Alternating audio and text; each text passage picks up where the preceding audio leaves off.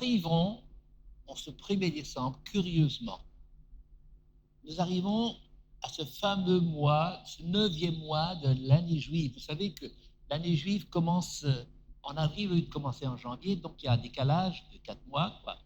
Et actuellement, depuis ce jour-ci même, parce que les autres années, c'était avant, le 9e mois de l'année juive, vous savez que l'année juive n'est pas cadencée de la même façon que l'année grégorienne. Il y a des fêtes spécifiques à l'année juive. L'année juive a commencé en septembre dernier, et Rosh Hashanah, les fêtes des trompettes, les tabernacles, etc. Et là, nous arrivons au 9e mois de l'année juive, qui est un mois assez extraordinaire. Et c'est de ce mois que je veux vous parler. Vous allez voir, c'est vraiment quelque chose de très intéressant. Ça m'a demandé de faire quelques recherches. D'abord, j'avais cette direction de mon cœur de vous parler de ce mois les Juifs l'appellent le mois de Tiklev.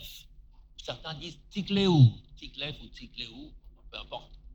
Mais normalement, il a cheval entre novembre et décembre. Il commence le 15, à peu près 15 novembre, il se termine le 15 décembre. Mais cette année-ci, curieusement, c'est décalé. Ça commence en ce jour, aujourd'hui même. Nous sommes dans le mois de Tiklev. Alors, c'est le 9e mois de cette année, de l'année juive, et c'est le mois des jours les plus courts de l'année. C'est là où la lumière vient tardivement le matin et elle tombe vite le soir. C'est le mois de Tiklev. C'est un mois fait pour dormir.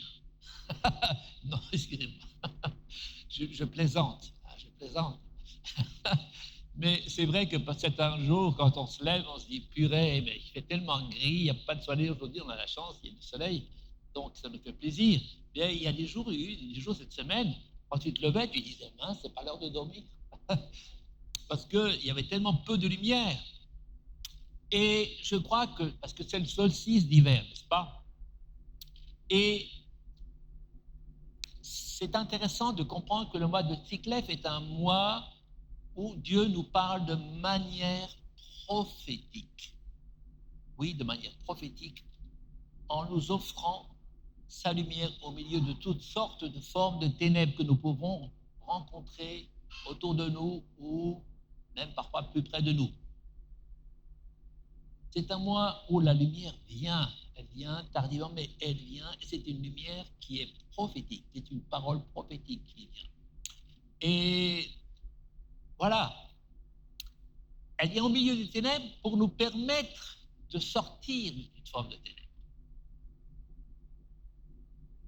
Elle vient nous rejoindre dans l'obscurité. Et elle offre en même temps la lumière, mais en même temps parfois aussi une forme de jugement par rapport à ce que nous tardons à régler dans nos vies. Et cela, non pas pour nous embêter, mais pour que nous puissions hériter la bénédiction. Alors, c'est un mois très particulier. Les Juifs l'appellent le mois des rêves. Car c'est curieusement pendant le mois de Tiklev qu'il y a le plus de rêves qui ont été enregistrés dans la Bible. Si vous faites une recherche à ce sujet, vous verrez que les grands rêveurs, des rêves, des songes de Dieu se sont passés la plupart du temps au mois de Tiklev.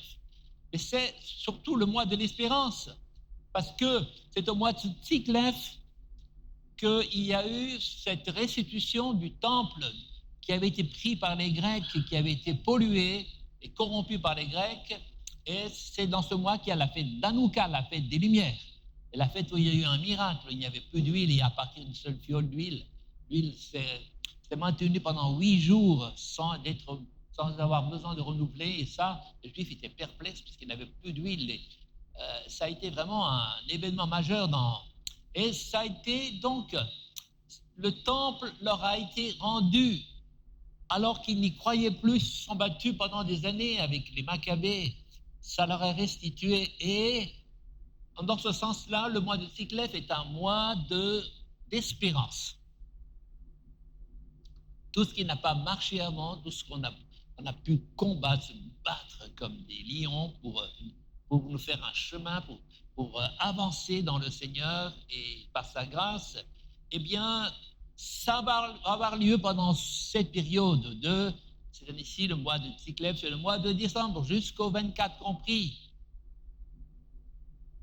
et même plus loin un peu. Alors, parce que c'est la soirée le 25, la fête d'Hanouka aura lieu le 25 Tsiklev, c'est-à-dire le 25 de ce mois. Alors, je crois que ce mois de novembre est un mois stratégique, c'est un mois qui est un tournant, dans le sens qu'il nous donne l'opportunité de briser nos vieux schémas de fonctionnement.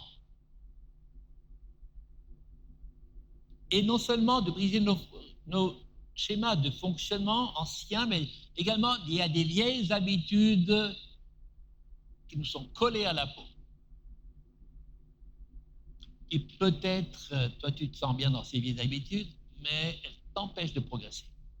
Le Seigneur est en train de te dire, aujourd'hui, mon frère, ma sœur, fais attention, il y a des habitudes que tu as toujours cultivées, qui ont été les tiennes, dans lesquelles tu étais encrouté. Ce mois-ci, c'est le moment de t'en défaire. C'est un appel de Dieu. Et Dieu s'attend à ce qu'on obéisse et qu'on réagisse. Quelles sont les habitudes dans lesquelles tu t'es encrouté? Quels sont les vieux fonctionnements dans lesquels dont tu n'arrives pas à sortir et que tu as toujours et que parfois ta femme ou ton mari te rappelle? Réfléchis. Oh, fais-toi aider par ton épouse ou par ton mari, ils vont te le dire. Les amis, c'est le mois où ça va changer. Alléluia. C'est un mois de restauration de tout ce qui a été détruit jusqu'à ce jour, que tu aurais voulu construire, mais qui a mal, qui en fait, c'est pas passé. Au lieu d'une construction, tu as une destruction.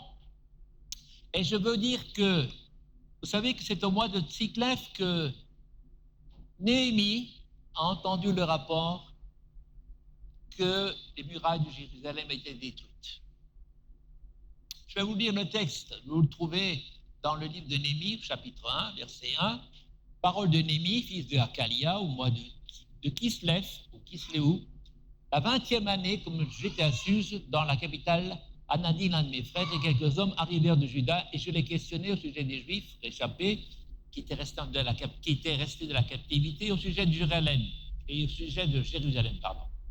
Ils me répondirent, ceux qui sont restés de la captivité sont là dans la province, au comble du malheur et de l'opprobre, parce que les murailles de Jérusalem sont en ruine et les portes sont consumées par le feu. Lorsque j'ai entendu ça, lorsque j'ai entendu ces choses, je m'assis, je pleurais. J'ai fait plusieurs jours dans l'isolation. Je jeûnais, je priais devant le Dieu des cieux. Et il a eu le rêve de reconstruire Néhémie. Et il s'est dit, il faut absolument que j'en parle à l'empereur. Et curieusement, il était en chanson du roi à ce moment-là, et curieusement, l'empereur a dit que, est-ce que tu as quelque chose? Tu ne m'as pas bien l'air d'aller ces jours-ci. Et Néhémie, d'être très franc, il a dit, oui, j'ai un gros souci, un gros fardeau. J'ai appris que Jérusalem est ruinée complètement, j'ai envie de retourner là-bas et de reconstruire la ville. Donne-moi, s'il te plaît, cette grâce. Et l'empereur l'a entendu et lui a accordé cette faveur. La faveur de la restauration est là, mes frères. Ça s'est passé pour Néhémie exactement au mois de Tsiklev. Et c'est un temps de restauration de ce qui a été ravagé par le feu de l'ennemi. C'est un temps de restauration des relations qui ont été ravagées. C'est un temps de réconciliation pour ceux qui se sont déchirés et qui avaient des conflits. C'est un temps de restauration de la famille. Alléluia, alléluia, alléluia. Et non seulement c'est un temps de guérison, de restauration, mais c'est aussi le temps de la moisson qui arrive, mes frères. Et oui, c'est le temps de la moisson. Écoutez ça. J'ai été saisi l'autre jour quand j'ai lu ça, ça m'a vraiment flashé. J'ai vraiment senti que c'était Dieu qui me parlait. Ça se trouve dans le livre d'Agée, à partir du verset 18 du chapitre 2. Le 24e jour du 9e mois, donc l'année, le mois de Tsiklev. La deuxième année de Darius, la parole du Seigneur parvint à Agée, le prophète. Ainsi parle le Seigneur des armées. Faites attention, je vous prie, à ce qui va se produire à partir de ce jour et par la suite, depuis le 24e jour du 9e mois, depuis le jour où le temple du Seigneur a été fondé. Faites-y attention. Y avait-il encore de la semence dans la grange? Même la vigne, le figuier, le grenadier, l'olivier n'ont plus jamais rien rapporté. Et à partir de ce jour, ça va changer, je vais bénir. Et à partir de ce jour, ça va changer, je vais bénir. C'est le message de Dieu pour nous aujourd'hui. Je crois que nous entrons dans un moment important. Je crois que nous entrons dans le moment de la récolte. Le nombre de témoignages, nous avons tellement souvent témoigné, nous avons vu tellement peu de fruits. On s'est dit, c'est pas possible. Je suis devenu stérile ou quoi? Comment ça se fait-il que pourtant je témoigne, je parle, je devrais avoir des conversions, ça ne se produit pas. Qu'est-ce qui se passe, Seigneur? Est-ce qu'on est frappé de stérilité? Est-ce qu'il y a une malédiction ou quoi? Non. Il n'y a pas de malédiction. Maintenant, nous entrons dans le timing, mes frères, à partir de ce mois de novembre, ça va bouger. À partir de ce mois de décembre, vous allez voir des âmes nouvelles venir de plus en plus régulièrement. Ça va commencer, préparez-vous-y. On commence à témoigner de plus belle. Tu vas voir que ça va être très différent. Le temps de la moisson approche, mes frères. Ça s'est passé le 24 Tsiklev pour donc Agée. Il a annoncé ça à son peuple. Il l'a annoncé à Israël, mais ça c'est une parole que le Seigneur nous donne pour aujourd'hui, dans notre situation. Parce que quel était le problème que soulignait Agée? Vous êtes préoccupés tellement de vos maisons, tellement de vos affaires, de votre business et de tout, et mon temps, vous l'avez laissé se dégrader. Il est temps d'amener vos matériaux, de construire pour le temple de l'Éternel. Et il y a toute une plainte de Dieu.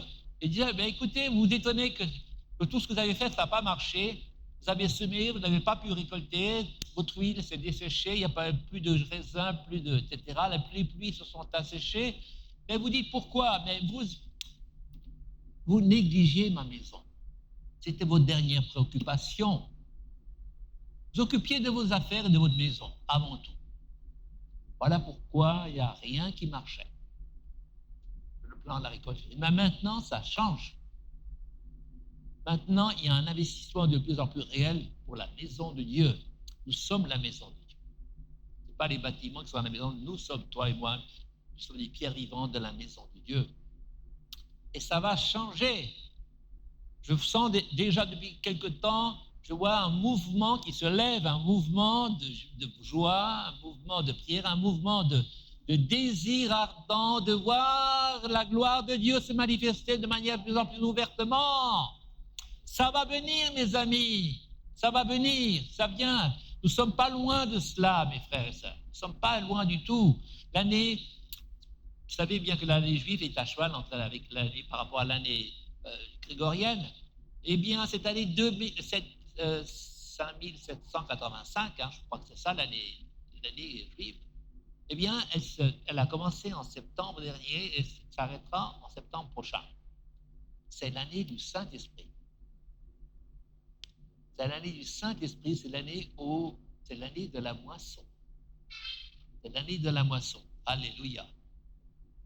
Et curieusement, je me rappelle, quand j'ai lu ce texte d'Agée, ça m'a fait quelque chose, ça m'a intrigué parce que, figurez-vous, que en 2017, quand je suis parti en vacances avec mon épouse en Égypte, je suis allé en vacances le 23 novembre et le 24 novembre. C'est là que Dieu m'a parlé de la saison qui commençait, que l'hiver était fini, que le printemps avait commencé, qu'il allait durer jusqu'en 2027, point final. Alors, je vous avais raconté ce que j'avais vécu, ma surprise, et ce temps de ciel ouvert que j'ai eu à cette époque-là. C'était le 24 novembre. Et le 24 novembre, c'est un mois où Dieu parle prophétiquement, où il donne des songes et il donne des visions. C'est un mois particulier où il va se passer des grandes choses, bien-aimés. Alors, j'aimerais que vous compreniez la signification de l'importance du chiffre 9 dans la Bible. Nous avons parlé du 9e mois. Qu'est-ce que les femmes qui ont été enceintes, mises enceintes, produisent le 9e mois? C'est l'accouchement, le temps de l'accouchement. Alors, le chiffre 9 est synonyme de vie. Une femme enceinte va donner naissance à la vie. Et le cycle de la vie est lié aux 9 mois. Toute l'humanité a pu aller de génération en génération par des naissances tous les 9 mois, celles qui ont enfanté, etc. C'est le cycle de la vie qui est lié au 9. Le 9 est le nombre de la vie. Regardez voir ça. Genèse chapitre 9, c'est le chapitre où Dieu a recommencé le cycle de la vie. Je dis quoi? Je dis que au Genèse 9, le cycle de la reproduction de la vie a recommencé avec les fils de Noé, c'est leurs épouses. Il leur a dit, Jésus leur a dit, soyez féconds et multipliez-vous et remplissez la terre. La même parole qu'il avait donnée à Adam et Ève, il leur redonne. Et il l'a dit 2 fois dans le même texte. Comme si ce n'était pas suffisant, il le dit d'abord au chapitre 1, verset 1er, et puis après il le répète encore au chapitre 9, et verset 7. 9.1, 9.7. 2 fois, il redit la même chose. Et ce cycle de la vie avait été arrêté par la destruction de la terre, par le déluge, n'est-ce pas? Et ce cycle reprend de vie. Alléluia. Genèse 9. Je ne sais pas si c'était le 9e mois, en tout cas, ce n'est pas précisé. Dans Genèse 9, nous retrouvons le cycle de la vie qui se remet en marche. Et regardez voir ce qui se passe dans Galates. Regardez voir ce qui se passe dans Galates. Vous savez que le livre de Galates est le 9e livre du Nouveau Testament. Vous pouvez vérifier. Le livre des Galates, aux Galates, est le 9e livre du Nouveau Testament. Et curieusement, c'est dans ce livre-là que vous avez l'explication de ce que sont les 9 fruits de l'esprit. Ce sont des fruits de vie. Il nous a dit que nous devons choisir entre les œuvres de la chair et les œuvres de l'esprit, de marcher par l'esprit, non selon la chair. Et de toute façon, qu'on n'aura pas le choix, ce sera soit l'un, soit l'autre, mais qu'il faut trancher.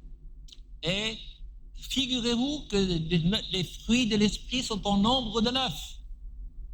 9 fruits de l'esprit dans le 9e livre du Nouveau Testament. Quand même incroyable, n'est-ce pas? Et la vie est encore exprimée sous la forme des 9 dons de l'esprit cette fois-ci dans 1 Corinthiens 12. C'est à nouveau la manifestation de la vie de Dieu par l'esprit. Alors, je ne vais pas vous énumérer tous les dons, les fruits de l'esprit. Vous les connaissez plus ou moins, je pense. En tout cas, vous savez que les 3 premiers, c'est l'amour, la paix, la joie. Il y a dans tout le tas, à la fin, c'est la maîtrise de soi. Il y a la bienveillance, la bonté, la fidélité, la douceur. Et je m'attarde sur cet esprit de douceur. Par l'apôtre Pierre disait que votre douceur soit connue de tous. C'est une marque, c'est une saveur particulièrement du chrétien que de se détacher du lot, d'être mis en évidence par sa douceur.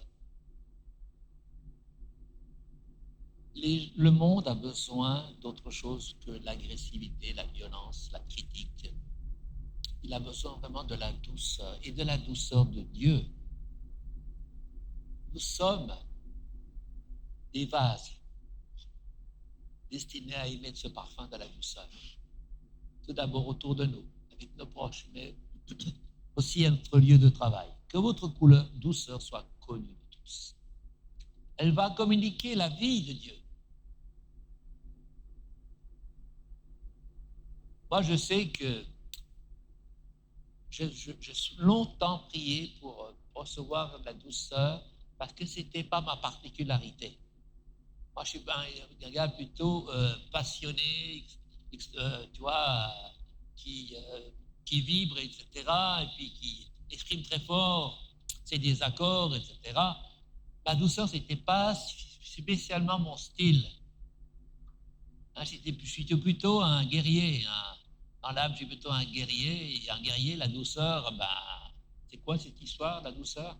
Un guerrier ne comprend pas trop la douceur. Mais c'est pour ça que j'ai demandé au Seigneur, par son esprit, de développer en moi le fruit de la douceur. Pour que je puisse m'exprimer, parler avec douceur. Et que je puisse vraiment toucher les cœurs par la douceur de Dieu. Alors, le 9 n'est pas seulement synonyme de vie, le chiffre 9, le nombre 9, mais également synonyme de mort et de jugement.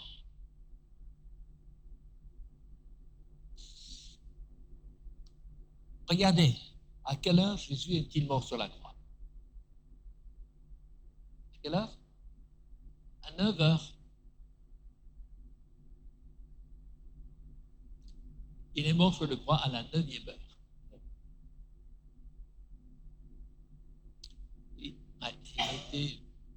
Il a été jugé à notre place. Il est devenu les prémices de notre résurrection.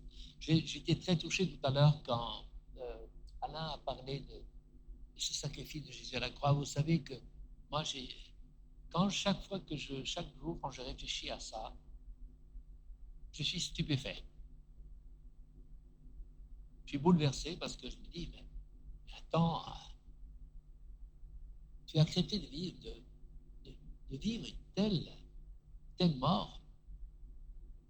Tu étais prêt à affronter tous ces chiens, tous ces taureaux de Basan, tous ces chiens qui t'encerclaient. Ces chiens, c'était les païens et les romains, ceux qui n'étaient pas circoncis. Franchement, je suis en admiration. Je suis admiratif devant mon Seigneur. C'est pour moi un sujet chaque fois de reconnaissance profonde. Parce que quand même, il a payé le prix le plus lourd qu'un humain pouvait payer pour notre rachat. Nous lui devons énormément. Nous lui devons de le servir. Nous lui devons de vivre pour lui comme il est mort pour nous et a vécu pour nous. Cette vie sans péché, de vivre une telle mort pour nous, nous lui devons de vivre pour nous. Alors, la dernière signification sur laquelle je veux m'arrêter, c'est 9 est le chiffre de l'intercession. Toutes les grandes intercessions de la Bible se trouvent dans les chapitres 9. Deutéronome 9, quand Moïse commence à intercéder pour son peuple, il pleure. Et pendant. Vous pourrez le lire chez vous. Deutéronome 9, 22, 9, chapitre 9, versets 22 à 29. Esdras, à partir du chapitre 9, à partir du verset 3. Néhémie, chapitre 9, à partir du verset 32. Daniel, chapitre 9, à partir du verset 23. C'est toutes les grandes intercessions de la Bible que vous allez retrouver là. Et Jésus, le dernier intercesseur, Père, pardonne-leur, car ils ne savent pas ce qu'ils font. Et il mot extraordinaire.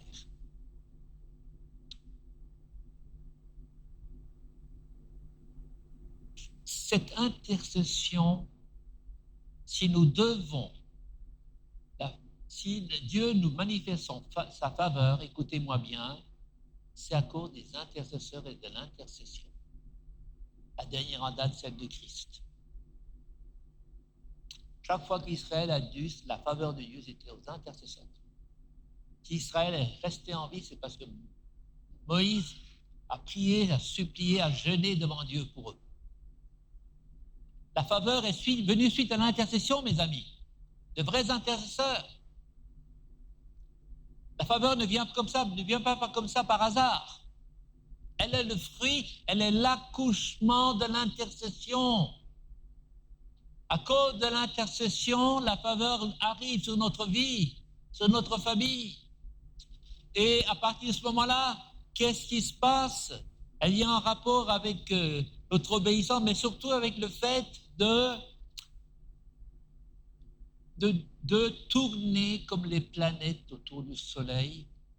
Nous tournons autour du soleil de la justice.